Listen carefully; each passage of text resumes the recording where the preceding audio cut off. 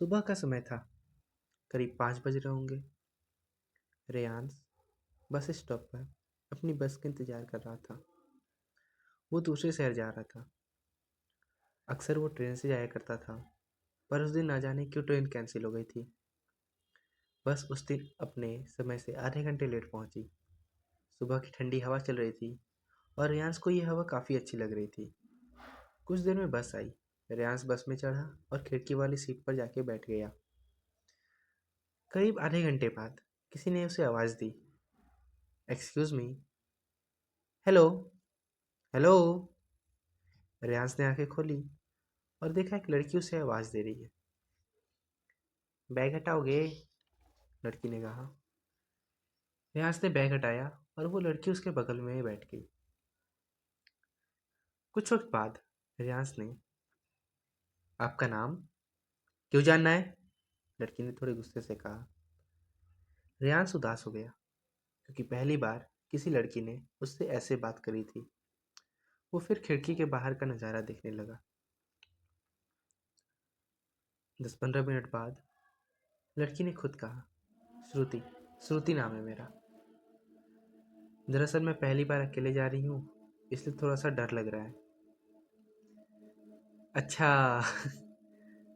तो गुस्से से हमसे बात इसलिए करा जा रहा था? रेयांश ने हंसकर कहा। वैसे हमें अब 4 घंटे एक ही जगह बिताना है, so can we talk? What do you think? Reyansh ने पूछा। श्रुति ने फट से कहा, okay, we can be. But मैं फ्लर्ट नहीं कर रहा, रेयांश ने कहा। रेयांश ने फिर पूछा, वैसे आप कहाँ जा रही हैं? मैं तो वाराणसी।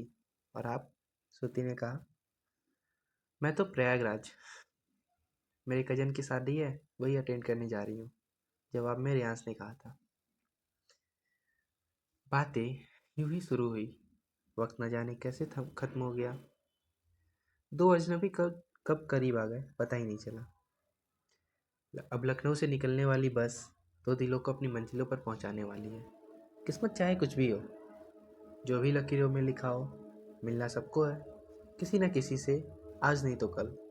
फिलहाल ये बस किसी को वाराणसी, किसी को प्रयागराज पहुंचाने वाली है। वैसे प्रयागराज में आपका घर है? रेयांश ने पूछा। जवाब में श्रुति ने कहा, मैं तो प्रयागराज अपने दोस्त के शादी में जा रही हूँ। कुछ वक्त बाद एक बूढ़ी सी औरत बस में आती है। अचानक उनकी नज़र इन दोनों पे पड़ती है। पूछती हैं, आप दोनों एक साथ हैं? श्रुति ने फट से कहा, नहीं नहीं, मैं तो अभी इनसे मिली हूँ। वो कहती हैं, जोड़े ऊपर वाला बनाता है, साथ कब किसका मिल जाए कौन जाने, किसे खबर। आप दोनों फिर जरूर मिलेंगे, ये मेरी दुआ है। उनकी ये बातें सुन श्रुति थोड़ी अनकंफर्टेबल हो गई। रेयांश ने पूछा, श्रुति आप ठीक हैं? श्रुति ने कुछ नहीं कहा। रेयांश ने फिर पूछा। फिर श्रुति ने कुछ नहीं कहा। कुछ समय तक ऐसे ही चलता रहा और श्रुति का बस स्टॉप आ गया और वो चली गई। रेयांश परेशान हो गया कि आखिर ऐसा क्या हुआ जो उसने अचानक बात बंद कर दिया, अपसेट हो गई और चली गई। काश यही मेरी हमसफ़र होती। काश यही होती जिसे मैं तलाश कर रहा हूँ। काश मुलाकात फिर से हो पाती। ओह शिट, मैं तो नंबर ही लेना भूल गया। काश मैं नंबर ही ले पाता।